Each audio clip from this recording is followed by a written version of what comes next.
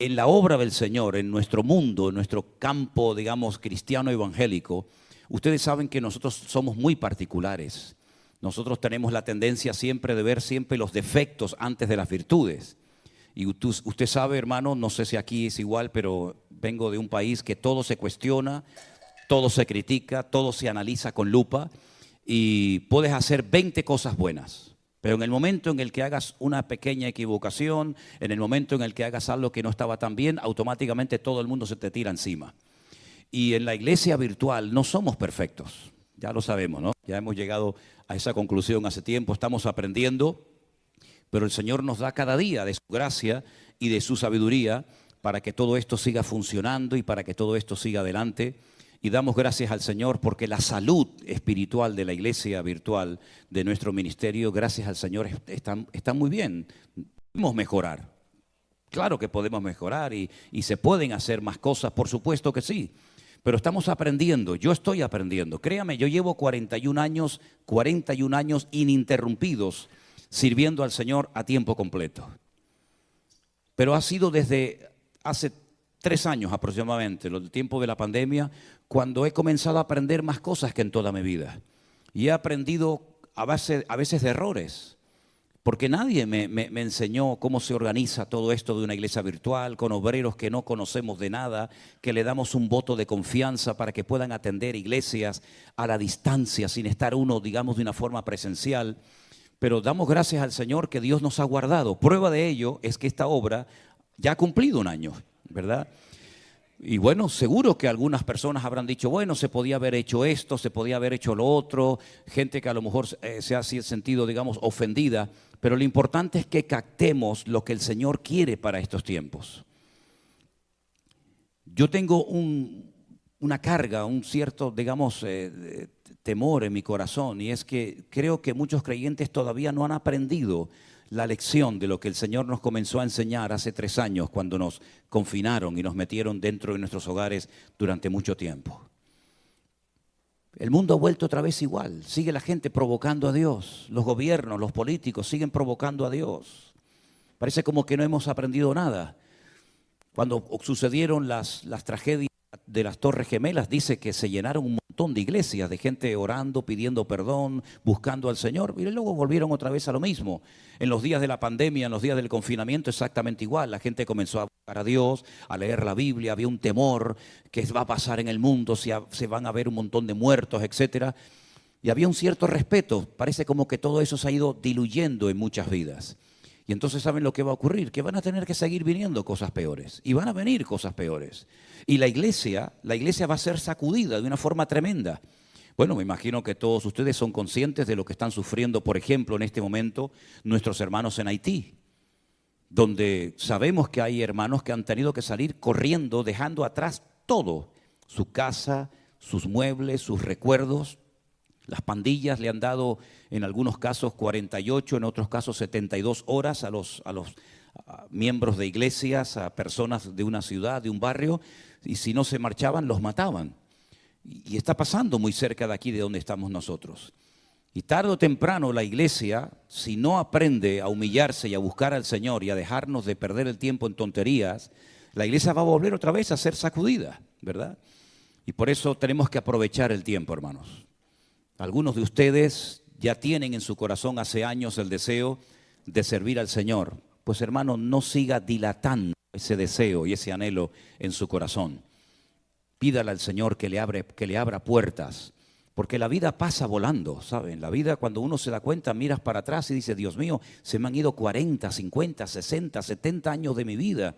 Y toda mi vida ha sido trabajar y trabajar y trabajar y comprar y pagar deudas. ¿Y para ti qué he hecho, Señor? Y yo sé que no es fácil que las personas se animen y se levanten para servir al Señor, pero yo animo a todos y a cada uno de ustedes a que no pierdan el tiempo. Yo sé que hay que trabajar, yo sé que hay deudas que pagar, yo sé que hay hijos, yo sé que hay familias, hay universidades, hay muchas cosas, pero lo más importante de todo es que el Señor sea lo primero en nuestra vida. Y si no tenemos tiempo para otras cosas, no pasa nada. Pero qué triste cuando me encuentro a creyentes que me dicen, pastor, es que yo no tengo tiempo para estudiar y leer la Biblia. Usted sabe lo que me está diciendo, hermano. No tiene tiempo para leer la Biblia, no tiene tiempo para orar. No tiene tiempo, ni siquiera un día a la semana para venir a un lugar a alabar al Señor junto con otros hermanos. Esa es la tragedia de muchos cristianos hoy en día. Y son honestos cuando dicen, es que no tengo tiempo. Claro, porque se han enredado con tantas cosas que no saben cómo salir de esos esquemas.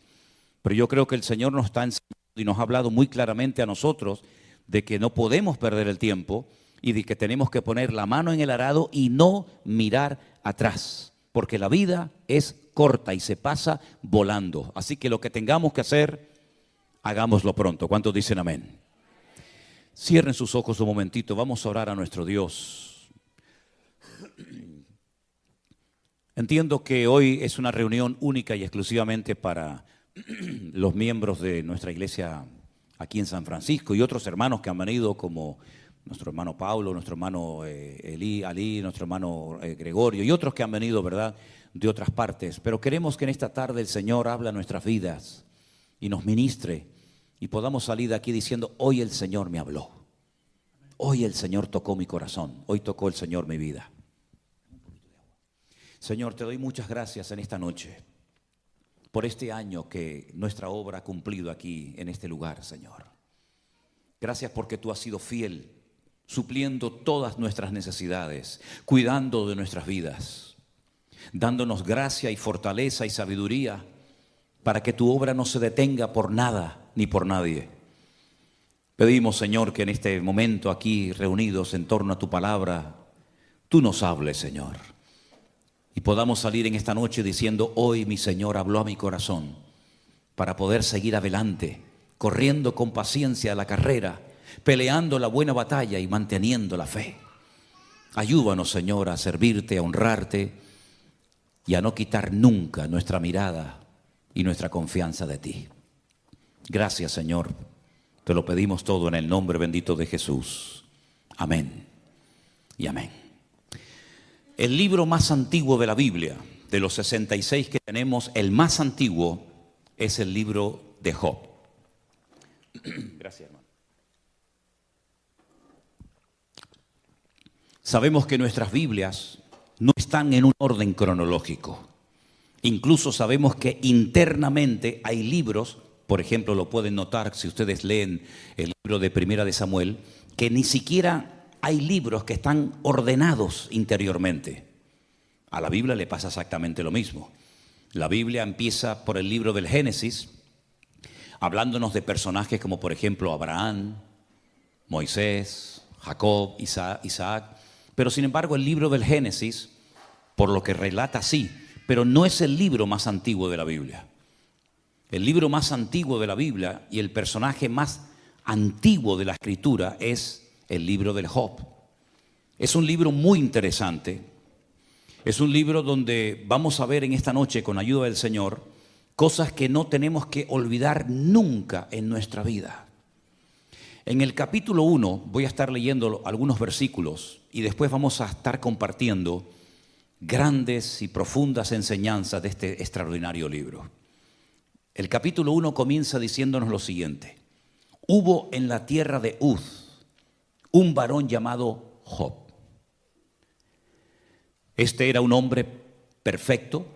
Si le choca la palabra perfecto, ponga la palabra completo, que es la palabra que realmente debería haberse traducido. Un hombre que era completo, era recto delante de Dios, temeroso de Dios, apartado del mal. Le habían nacido 7 hijos y 3 hijas, en total 10. Su hacienda, su patrimonio, consistía en 7,000 ovejas, 3,000 camellos, 500 yuntas de bueyes, 500 asnas y muchísimos criados. Y era aquel varón más grande que todos los orientales. Iban sus hijos y hacían banquetes en sus casas, cada uno en su día, y enviaban a llamar a sus 3 hermanas para que comiesen y bebiesen con ellos. Y acontecía que habiendo pasado el turno los días del convite, Job enviaba y los santificaba. Y se levantaba de mañana y ofrecía holocaustos conforme al número de todos ellos, porque Job decía, quizás Habrán pecado mis hijos y habrán blasfemado contra Dios en sus corazones. De esta manera hacía todos los días. Un día, versículo 6, vinieron a presentarse delante del Señor los hijos de Dios.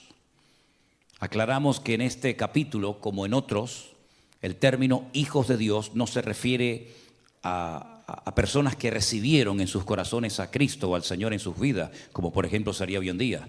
En aquel tiempo a los ángeles se les llamaba hijos de Dios. Benei Elohim es el término que dice en el texto original. Vinieron a presentarse los hijos de Dios o los ángeles, entre los cuales vino también Satanás. Y le dijo el Señor a Satanás: ¿de dónde vienes? Y él le respondió: de rodear la tierra y de andar por ella. El Señor le dijo a Satanás: ¿no has considerado a mi siervo Job, que no hay otro como él en la tierra, varón perfecto y recto, temeroso de Dios y apartado del mal? Respondiendo Satanás al Señor le dijo: ¿acaso teme Job a Dios de balde? Escuchen bien lo que le dice Satanás a Dios. ¿No le has cercado alrededor a él y a su casa y a todo lo que tiene?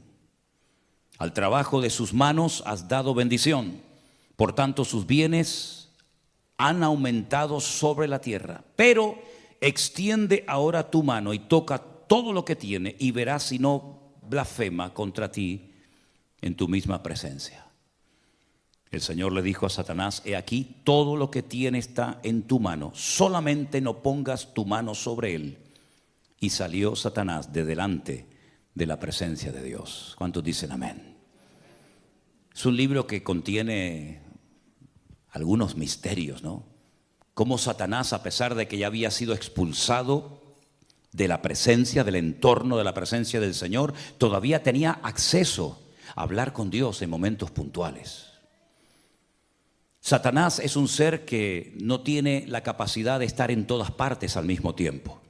Solamente Dios puede estar en todas partes al mismo tiempo, y ese atributo se conoce como omnipresencia. Satanás no puede estar aquí y en Europa al mismo tiempo. No puede estar aquí y en África al mismo tiempo. Solamente puede estar en un solo lugar, porque no es un ser omnipresente. Tampoco puede hacer todo lo que quiera, porque el único que tiene todo el poder y no conoce ningún tipo de limitaciones, ni de tiempo, ni de espacio, ni de ninguna otra índole, es nuestro Dios. Por eso otro atributo típico de Dios es la omnipotencia. Y tampoco Satanás sabe todas las cosas. Él tiene que ir obteniendo información a través de pinceladas que Dios da, y por eso el único que lo sabe todo es Dios, y por eso es también omnisciente. Ahora, en este momento de la historia en la que todavía no había nacido Abraham, ni los grandes personajes del Antiguo Testamento que todos los conocemos, ¿de dónde sacó este hombre esta integridad, esta santidad, esta vida de orden? No lo sabemos. Lo que sí sabemos es que Dios presumía de Job. Lo que sí sabemos es que Job fue un referente en su tiempo, en su generación. No pasaba ante los ojos de Dios desapercibida la vida de Job. No era uno más, sino que Dios incluso le dijo a Satanás: y tú que rodeas la tierra constantemente, ¿no te has percatado, no te has dado cuenta de que hay un hombre en la tierra de Uz que es diferente a todos los seres humanos? Es un hombre recto, es un hombre que me teme, que me respeta, es un hombre que me honra, un hombre que me bendice, es un hombre cabal, un hombre en una santidad extraordinaria. ¿No te has dado cuenta de él? Y Satanás dijo: sí, yo me he dado cuenta de él. Porque hay personas que le molestan a Satanás. Porque hay personas que Satanás sabe perfectamente que son diferentes a otros. Siempre a lo largo de la historia ha habido maldad, ha habido corrupción, pero siempre también ha habido personas que han destacado espiritualmente hablando por encima de otras. Tenemos el caso de Job, tenemos el caso también de José en Egipto, tenemos el caso de Daniel en Babilonia, tenemos el ejemplo de Abraham, y tenemos tantos y tantos personajes que no se dejaron llevar por la corriente del mundo, Incluso fíjense ustedes, por ejemplo, cuando el Señor dice que observa hacia la tierra y ve que toda la tierra ha entrado en una descomposición moral y espiritual sin precedentes, pero en medio de ese ambiente corrupto, dice que destacaba un hombre, y fue al que llama y al que usa, y fue Noé, el constructor del arca. En esta ocasión, Job era un hombre diferente, y no solamente él, sino toda la familia de Job eran personas diferentes. Sus 10 hijos, los 7 varones y las 3 hembras, había armonía entre ellos, no eran hermanos peleados, no estaban enfrentados, no discutían, no peleaban, sino que había una alegría constante y permanente. Un día uno invitaba al otro, el otro invitaba a este hermano, y había constantemente alegría. Y todo esto Satanás lo sabía. Pero cuando el Señor le dice a Satanás: te has fijado en Job, ¿verdad? Cómo es diferente, cómo es un hombre próspero, un hombre bendecido. Satanás le dice: claro, pero ¿cómo no lo va a hacer si tú lo tienes cercado? Tú le has puesto una protección sobrenatural que a mí me impide tocarlo, que a mí me impide afectar su estabilidad física, moral o espiritual. Pero quítale esa protección para que veas cómo él es como los demás. Incluso se va a atrever a blasfemar tu propio nombre. El Señor estaba tan seguro de Job que le dio el permiso a Satanás, para que él se convenciera a sí mismo que por mucha protección que tuviera Job y que prescindiera de ella, Job iba a mantener su integridad. Job se acostó rico y se levantó pobre. Job se levantó un día sin ningún hijo, pero el día anterior los tenía todos. Job se acostó sano y al día siguiente se levantó enfermo. Todo le cambió en pocas horas, en pocos días a este hombre. Perdió a sus 10 hijos, perdió su matrimonio, perdió su salud, perdió miles de camellos, miles de bueyes, miles de ovejas, miles de asnas. Todos los criados los perdió, sus propiedades desaparecieron, pero nunca blasfemó contra Dios. Ahora, si nos damos cuenta en el libro de Job, hay cosas que a mí personalmente me llaman mucho la atención. Porque la pregunta que salta cuando leemos las páginas de Job es: ¿por qué Dios permitió que sufriera tanto este hombre? Los sufrimientos de Job fueron tan espantosos que dice que él tenía 3 amigos que vivían en 3 regiones diferentes, que vinieron a visitarlo cuando se enteraron de sus desgracias, y cuando lo vieron dice que no lo reconocieron. Estaba tan cambiado, tan envejecido, tan destruido, que dice que se sentaron con él durante una semana y no fueron capaces de decirle ni una sola palabra. Nunca habían visto a un hombre con tanto dolor, con tanto sufrimiento, tan destruido como este hombre.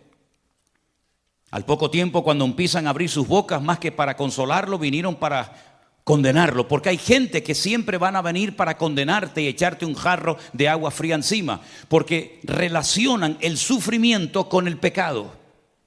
Y es verdad que a veces por pecar sufrimos cosas que podíamos habernos evitado. Por supuesto que sí. Es cierto que el pecado abre la puerta a muchas desgracias que se podían haber evitado si hubiéramos mantenido el orden y nuestra comunión y relación con el Señor. Pero en el caso de Job no es así. Esa regla aquí se rompe. Job ni siquiera está siendo probado por Dios, porque Dios sabía perfectamente con qué tipo de persona estaba tratando. Job no le pide, o el Señor no le pide permiso a Job para experimentar todos esos sufrimientos, sino que en el libro de Job podemos ver desde prácticamente el primer capítulo hasta el último la realidad del mundo espiritual. El mundo espiritual es tan real como el mundo natural, la dimensión en la que nosotros nos movemos hoy en día. Lo que pasa es que ese mundo espiritual, porque Dios lo ha hecho así, no nos permite verlo. Al contrario, sí, los demonios nos ven a nosotros, Satanás nos ve a nosotros, los ángeles nos ven a nosotros, pero ni siquiera nosotros podemos ver a Dios. Pero sabemos que está y sabemos que existe. La realidad del mundo espiritual en el libro de Job es tremenda, porque todo esto no fue producto de la mala suerte, dirían algunos. Ni siquiera porque Job había pecado, blasfemado el nombre de Dios, sino porque Dios le permite a Satanás zarandear y sacudir la vida de Job por un tiempo. Me han preguntado muchas veces, ¿Crees que Job sabía lo que estaba pasando en el mundo espiritual entre Dios y Satanás? Bueno, la Biblia no nos da ninguna información. Las conversaciones entre Dios y el diablo, Job no las sabía. Nosotros las sabemos porque tenemos el libro, pero Job estaba haciendo historia y él no sabía lo que estaba pasando, pero dice que en ningún momento blasfema ni peca contra Dios. Es verdad que maldijo el día en el que nació, eso sí lo hizo, pero en ningún momento, jamás se enfadó con Dios. Es más, cuando su propia esposa le dice, ¿todavía vas a mantener tu integridad? ¿No te has dado cuenta de que ya Dios no está contigo? ¿No te has dado cuenta de que ya Dios te ha abandonado? ¿No te has dado cuenta de que no merece la pena honrar y servir a ese Dios que te ha causado tanto dolor y tanta tragedia? Maldice a Dios y muérete ya de una vez. Le desea a su propia esposa la muerte y lo tienta, lo incita a que se rebele contra su Dios. Y entonces es cuando él le dice, como cualquier mujer insensata, has hablado. ¿Recibiremos solamente el bien de parte de Dios y el mal no lo recibiremos? Él no se queja en ningún momento contra el Señor, porque él dice en el capítulo 1, verso 21, desnudo salí del vientre de mi madre y desnudo volveré. Dios dio y Dios quitó. Sea el nombre de Dios bendito. ¿De dónde sacaba fuerzas este hombre? ¿Cómo fue capaz de aguantar tantas penurias y sufrimientos este hombre? ¿Era una especie de superhombre, una especie de Superman? ¿Un hombre que lo pierde todo? ¿Un hombre que se queda sin nada? Sabiendo que no ha cometido ningún delito, ningún pecado contra Dios, sino que están pasando cosas que él no entiende, pero sabe que Dios no lo ha abandonado. Porque en el libro de Job se pierde todo menos la presencia y la fidelidad de nuestro Dios. Porque en la vida podremos perder muchas cosas. Podremos enterrar hijos, esposas, maridos. Podremos perder el trabajo, podremos perder la salud, podremos perder tantas cosas, pero nunca perderemos la presencia del Señor. Porque el Señor dijo, he aquí yo estoy con vosotros todos los días hasta el fin del mundo. Es verdad que la vida de Job fue una vida extraordinaria, una vida maravillosa. A cualquiera de nosotros nos gustaría tener, aunque fuera el 10% de toda la bendición que Job tuvo antes de caer en esta penuria, en este calvario. Pero queridos hermanos, Job sabía perfectamente que Dios tenía todo el derecho de probarlo y de permitir cosas que ninguna mente humana jamás sería capaz de entender y de explicar teológicamente lo que aquí está pasando. Pero este hombre sabía perfectamente que todo estaba bajo el control de Dios. Y lo que me llama la atención es que él nunca leyó la Biblia. Ni una sola letra de la Biblia se había escrito en la época de Job. Nunca leyó la Biblia. No tuvo ni un capítulo de la Biblia, ni un salmo, nada. Nunca tuvo un pastor. Nunca fue a ningún culto. No existían las iglesias, no existía el pueblo de Israel. No había la ley de Moisés. No estaban los sacerdotes.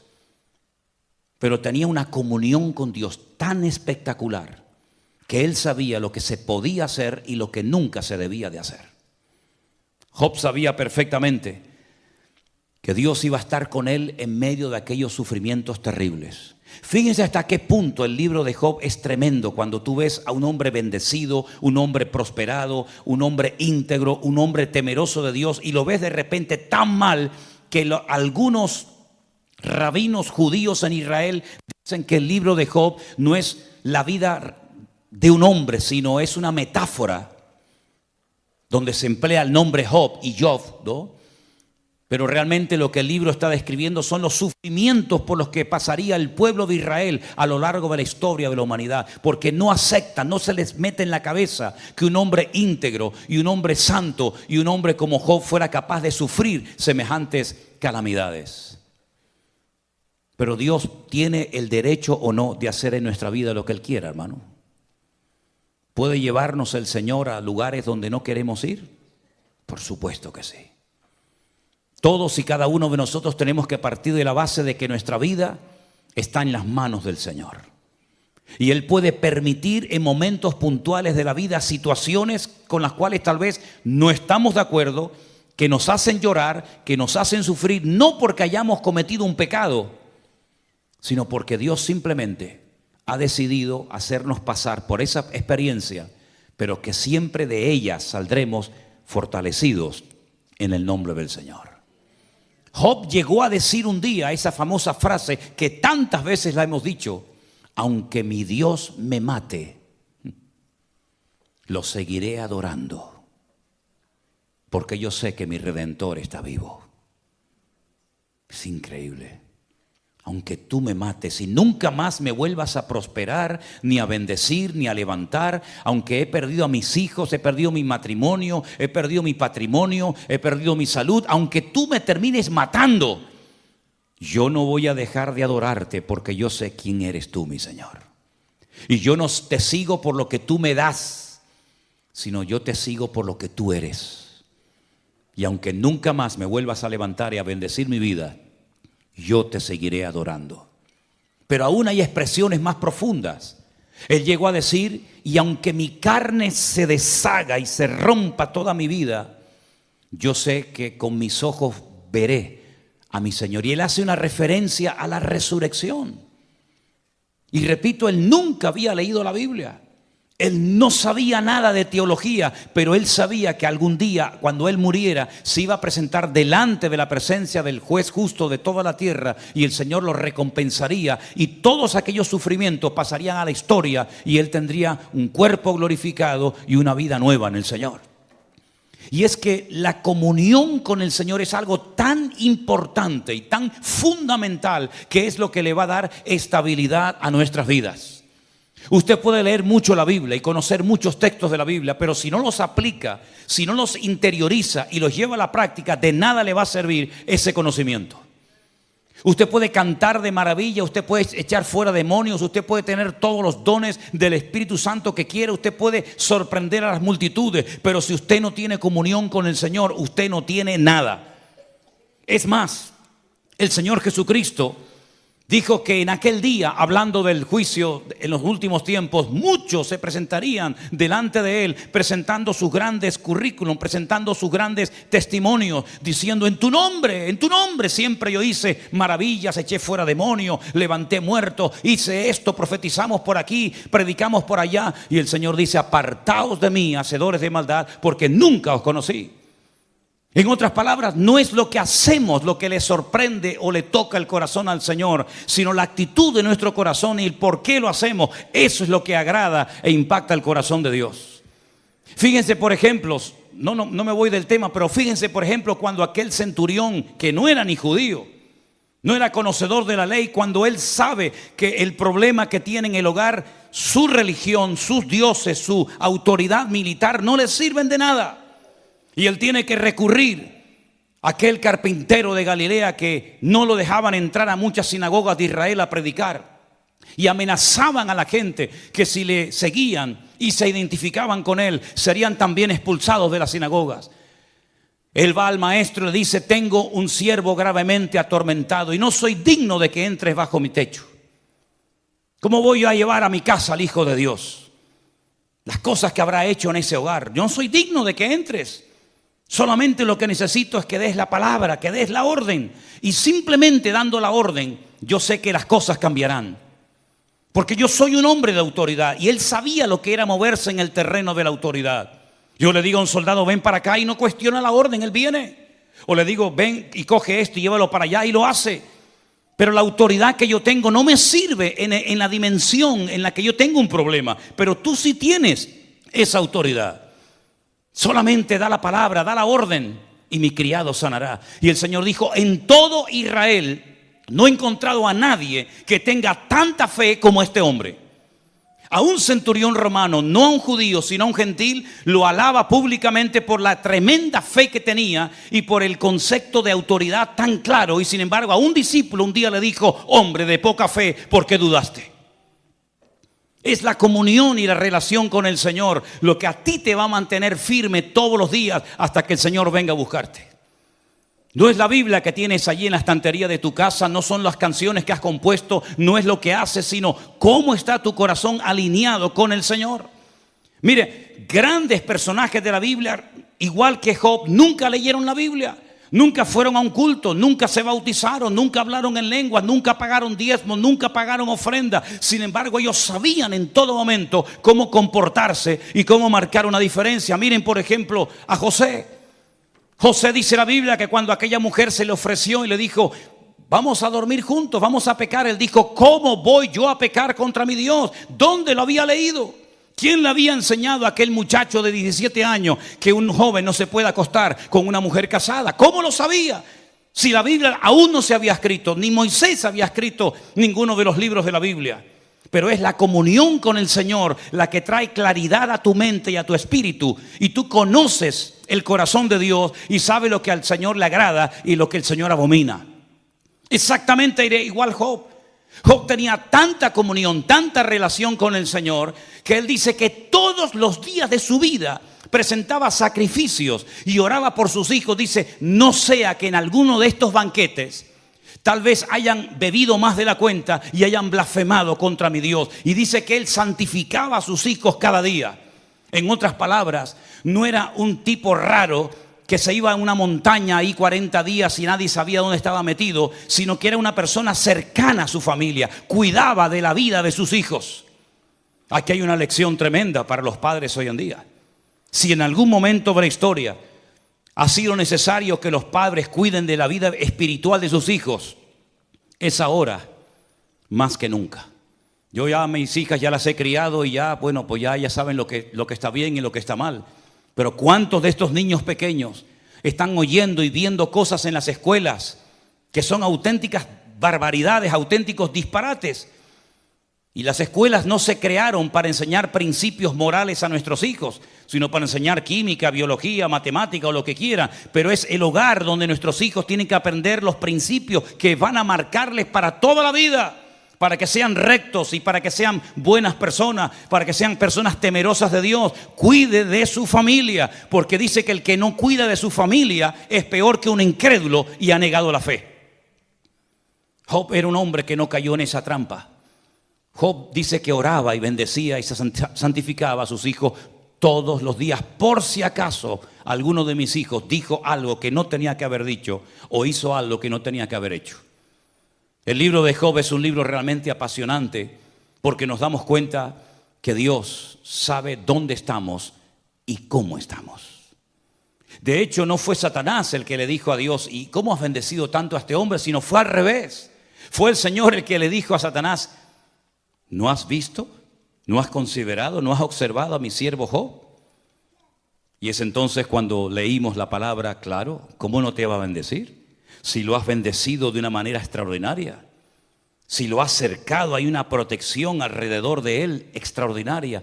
Y resulta que Job de la noche a la mañana se convierte en un punto de referencia para que todas las personas sepan que en la tierra hay un hombre diferente a todos los demás. Hoy en día esa confrontación entre Dios y Satanás con ninguno de nosotros se va a dar, porque nosotros ya no tenemos que ser el punto de referencia de nadie, como Job lo fue en su generación.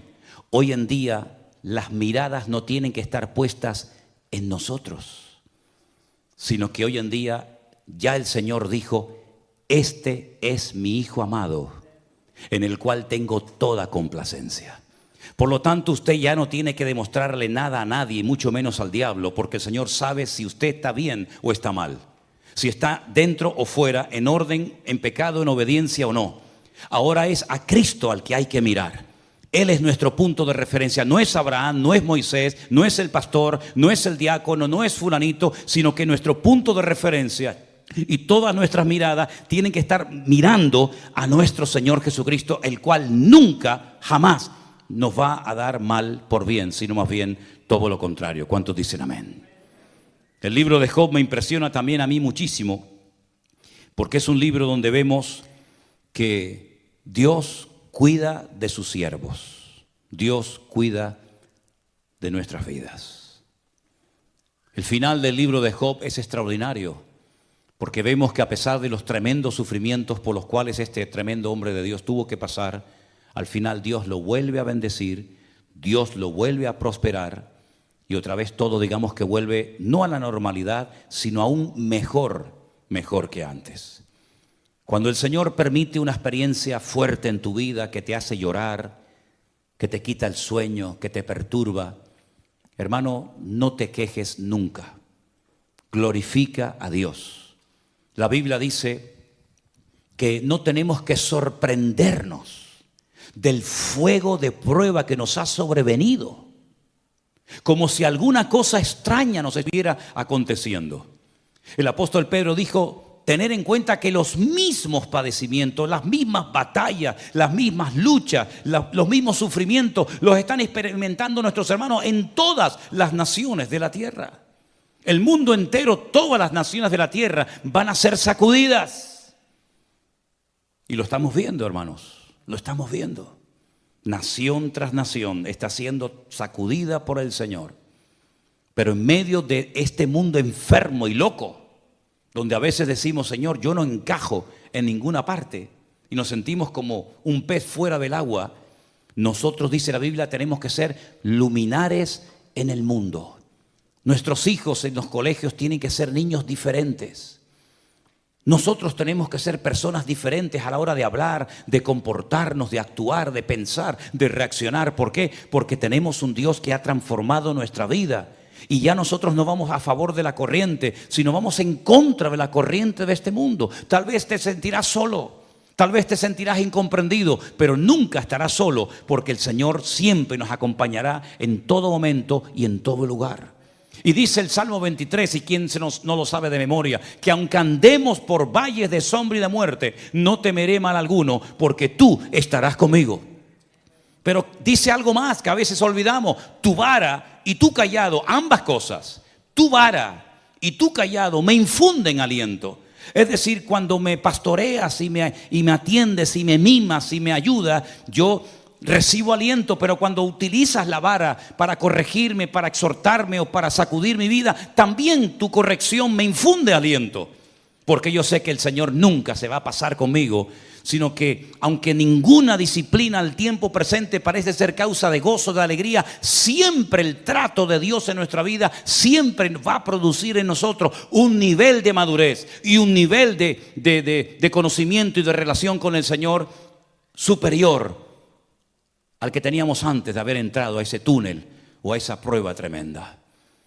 Finalmente, en el libro de Job, cuando vemos cómo el Señor estuvo siempre a su lado, nos damos cuenta de que el único que nunca nos va a abandonar y a fallar es nuestro Dios.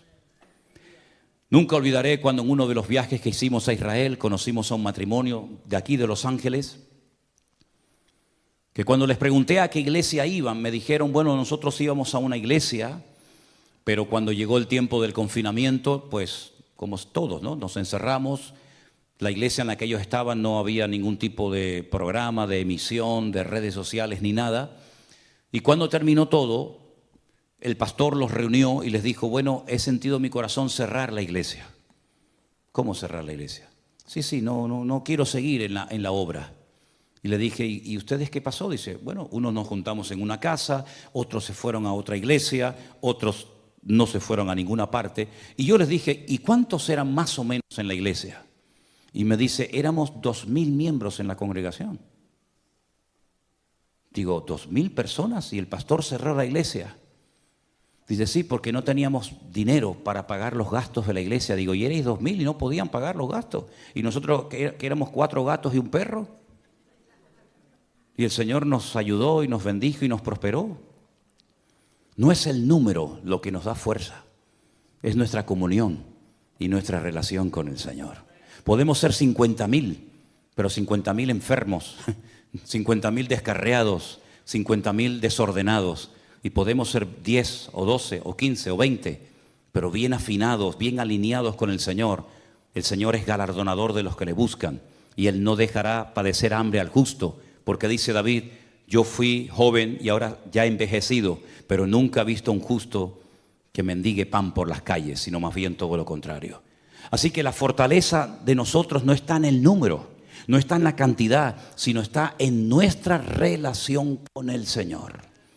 Y ustedes tienen que desarrollar su propia relación con el Señor. Porque hoy estamos aquí reunidos, gloria a Dios, y tenemos redes sociales. Pero ¿y si cambia todo y ya no nos podemos reunir ni ver más? Y nos quitan las redes sociales y solamente dependeremos de nuestra comunión con el Señor. Hemos crecido y madurado lo suficiente como para soportar el fuego de prueba que sí o sí va a venir a todas las naciones de la tierra. Usted no puede depender de un pastor, usted no puede depender de un culto, usted no puede depender de una llamada, de una visita, de un WhatsApp, de un correo. Usted tiene que depender única y exclusivamente de la comunión con el Señor. Y hay creyentes como que no terminan de entender esto, siempre necesitan ese estímulo, esa llamada, esa visita. Hermanos, cuando yo era niño, yo hablaba como un niño. Yo pensaba como un niño y juzgaba como un niño. Mas cuando ya fui hombre, dejé lo que era de niño. En otras palabras, Dios quiere que crezcamos y que maduremos. Y la única manera de no desanimarse nunca es no depender de nadie, no esperar nada de nadie, pero esperarlo todo de parte de nuestro Dios. Si usted espera algo y no lo recibe, probablemente se desanime y se deprima. Pero si usted no espera nada de nadie, pero usted solamente está conectado a la fuente, a nuestro Señor Jesucristo, usted no va a caer nunca, porque el Señor le va a guardar, le va a proteger y le va a ayudar